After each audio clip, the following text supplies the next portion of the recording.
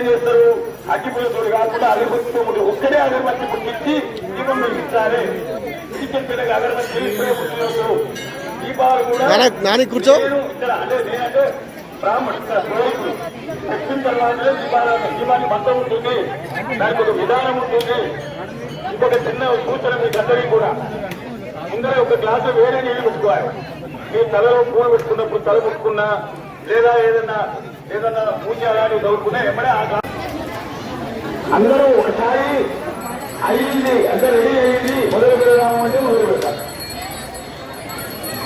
జై శ్రీరామ్, జై శ్రీరామ్, జై శ్రీరామ్, హర హర మహాదేవ శంభో శంకర. మీరు సిద్ధమైన లోపల మీరందరూ ఒకేసారి జై శ్రీరామ్ అంటే మొదలు పెడదాము. ఈరోజు ఒక 2 విషయాలు మనం ఉపన్యాసం కాదు, సూచనలు మాత్రమే. మనము ఇంట్లో చేసుకుంటే కేవలం మన కుటుంబం మనకే తెలుసుకుందాం, పుస్తకాలను ప్రకటన తీసుకుందాం, కేవలం ఇంట్లో తీసుకుందాం. ఉండేటువంటి అనుబంధం చాలా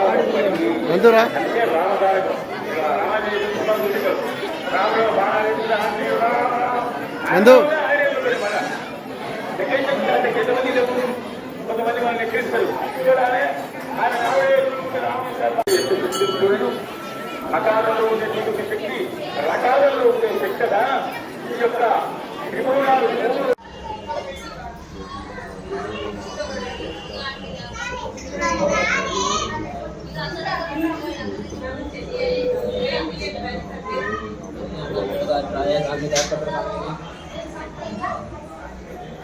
कल्याणाद्भगात्राय कामजागृतानि श्रीमद्वेंकटनाथाय श्रीनिवासाय मणिगुणात्मने चक्रोदीर्णोदाय सार्वभौमाय मंगलम्. श्रीमद्रमारमण गोविंद गिरिकोंडलवाड वेंकटरमण गोविंद गोविंद. चल्ल वेंकटेश्वर स्वामी गोविंद गोविंद.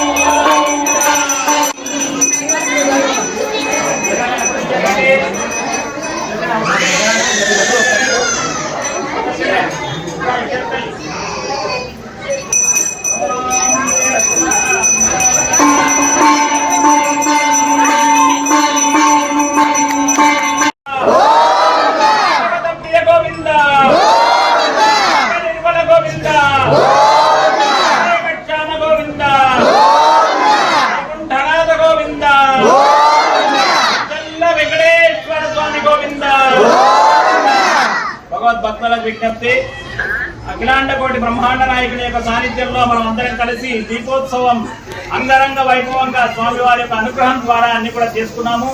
అదేవిధంగా భగవంతుని యొక్క అనుగ్రహము మీ పైన, మీ పిల్లల పైన, మీ యొక్క కుటుంబ సభ్యుల పైన, అదేవిధంగా పశుపక్షాదుల పైన ఉండి ఆ భగవంతుని యొక్క చల్లనైనటువంటి దీవెన మీ అందరిపైన ఉండాలని మనస్ఫూర్తిగా కోరుకుంటూ ఆశీస్సులు ఆశీర్వాదాలు అందజేస్తున్నాం. అదేవిధంగా రేపొచ్చే కార్తీక సోమవారం అనగా 18వ తారీఖు పక్కనే ఉన్నటువంటి రామలింగేశ్వర స్వామి దేవాలయంలో కూడా దీపోత్సవ కార్యక్రమం ఉంటుంది. కాబట్టి ఇదే సమయానికి 7 గంటల సమయానికి, కాబట్టి 18వ తారీఖు కార్తీక సోమవారం రోజున కూడా మన పక్కనే ఉన్నటువంటి శివాలయంలో కూడా దీపోత్సవ కార్యక్రమం ఉంటుంది. ప్రతి ఒక్కరు కూడా పాల్గొని స్వామివారి ఆ శివకేశవుల యొక్క అనుగ్రహము ప్రతి ఒక్కరు కూడా పొందాలని వంశపూర్వకంగా కోరుకుంటున్నాను. లక్ష్మీ రమణ గోవింద. చేసినటువంటి భక్తులందరికీ కూడా ఆ భగవంతుని యొక్క అనుగ్రహం దేవాలయం తరఫు నుంచి ప్రతి ఒక్కరికి కూడా పేరు పేరున ధన్యవాదాలు తెలుపుకుంటున్నాం. లక్ష్మీ రమణ గోవింద. దగ్గరనే 3 చుట్టూ ప్రదక్షిణ చేసుకోండి, లేదు అంటే స్వామివారి చుట్టూ ఒక్క ప్రదక్షిణం చేసి రాండి. నిదానంగా భగవద్ భక్తులకు అందరికీ కూడా ఒక్క ప్రదక్షిణం చేస్తే ప్రతి ఒక్క దీపంలో ఉన్నటువంటి ఆ భగవంతుడి యొక్క అనుగ్రహం కూడా కలుగుతుంది. కాబట్టి ఒక ప్రదక్షిణను దేవాలయం చుట్టూ ప్రాంగణం ప్రదక్షిణ